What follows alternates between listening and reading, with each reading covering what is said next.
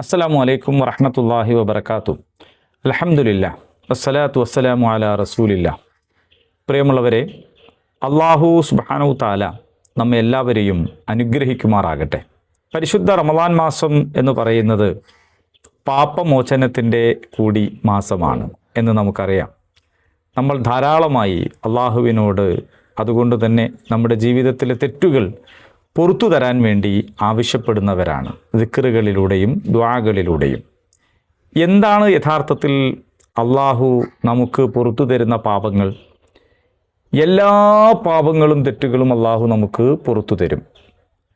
എല്ലാ പാപങ്ങളും പൊറുക്കും, ശിർക്കൊഴികെ എന്ന് നമ്മൾ പഠിച്ചിട്ടുണ്ട്. അതും ഒരു നേരാണ്. അതെങ്ങനെയാണ് നേരാകുന്നത്?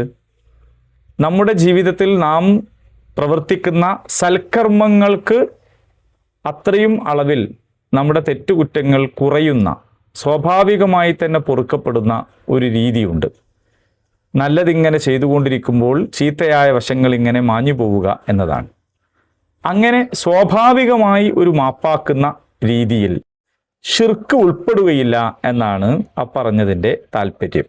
എന്നാൽ തെറ്റു മനസ്സിലാക്കി തെറ്റിൽ നിന്ന് ഒഴിവാകണമെന്ന ബോധ്യത്തോടെ ബോധപൂർവം അള്ളാഹുവിലേക്ക് പശ്ചാത്തപിച്ച് മടങ്ങാൻ നാം തയ്യാറാണെങ്കിൽ ഷിർക്കുൾപ്പെടെ അള്ളാഹു നമുക്ക് പുറത്തു തരും എന്നാണ്.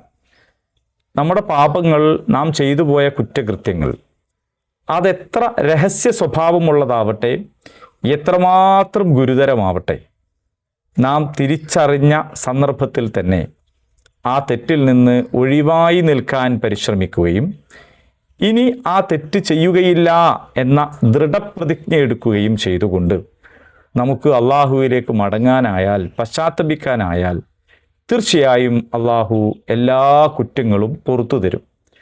അള്ളാഹുവിൻ്റെ കാരുണ്യത്തെക്കുറിച്ച് നിങ്ങൾ നിരാശരാവരുത് എന്ന് പറയുന്നത് എല്ലാ മനുഷ്യരോടുമാണ്. അള്ളാഹു ഗഫൂറാണ്, അള്ളാഹു റഹീമാണ്. അള്ളാഹു ഗഫൂറാണ് എന്ന് പറയുമ്പോൾ ഒരു മനുഷ്യൻ തെറ്റുകൾ ചെയ്യുകയും പിന്നീട് പശ്ചാത്തപിക്കുകയും ചെയ്താൽ ആ മനുഷ്യൻ തെറ്റുകൾ ചെയ്യാത്തവനെ പോലെ അള്ളാഹു അവനെ സ്വീകരിക്കും എന്നതാണ്.